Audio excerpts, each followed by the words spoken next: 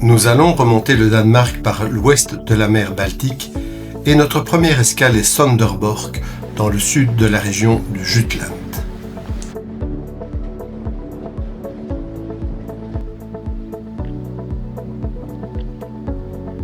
Nous avons bien aimé cette ville de 80 000 habitants, mélange de modernité et de tradition, avec les façades colorées des maisons anciennes de la ville. C'est dépaysant et c'est certain, nous sommes bien en Scandinavie.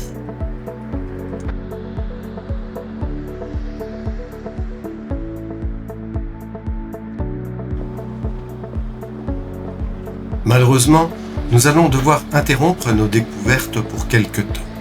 Suite à l'incompétence d'un pro, surnommé Hans le Bourrin, nous finissons par trouver un chantier capable de réparer ces bêtises. Voilà, pour la troisième fois en 1 mois et demi, nous sommes dans les Sangles. On pourrait croire qu'on aime ça. Ouf, tout s'est bien passé et nous profitons peu après d'un mouillage particulièrement agréable. Ah, c'est l'autre fromage. Bien, on prend quoi? Spaghetti méditerranéen au Baltique. C'est de la nostalgie. Mais non, on adore le smørrebrød. En route vers Ebeltoft, alors il y a 5 Beaufort et on avance bien.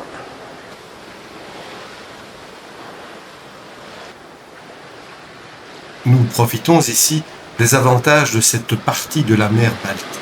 Peu de marnage, peu de courant, et même lorsque Éole se met à souffler, très peu de mer.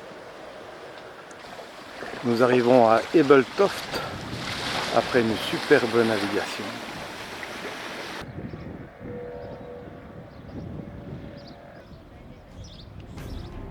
Nous sommes amarrés juste à côté du Jylland, le plus grand navire de guerre en bois existant actuellement au monde. Cette frégate mesure 71 mètres de long, 13 mètres de large, avec un tirant d'eau de 6 mètres. Le bâtiment, construit dans une période de transition à la fin du 19e siècle, possède 2 moyens de propulsion, la vapeur et la voile.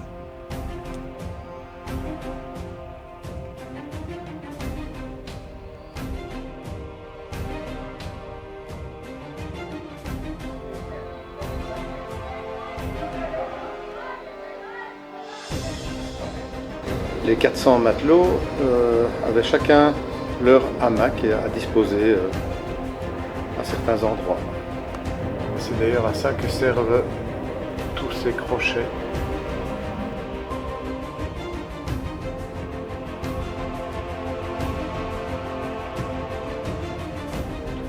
Après son service en temps de guerre, la frégate fut reconstruite et dotée de salons royaux. C'est aujourd'hui un musée qui vaut vraiment la visite.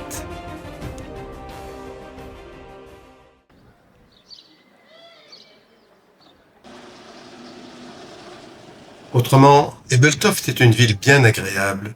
Elle est considérée comme l'une des plus belles au Danemark.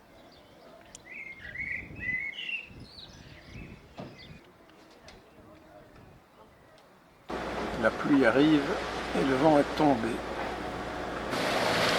Bon, vivement qu'on soit arrivé, parce que...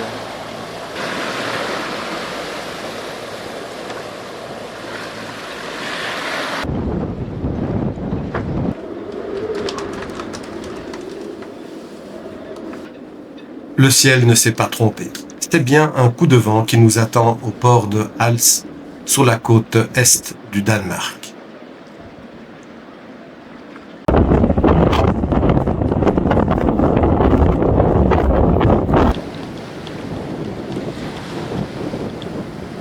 En route pour l'île de Lesso, entre le Danemark et la Suède.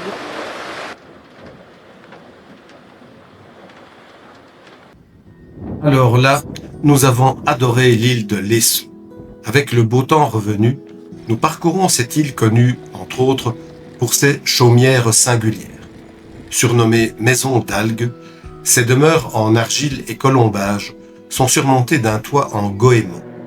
Né au XVIIe siècle, Ce matériau durable isole parfaitement de la pluie, du vent et du bruit.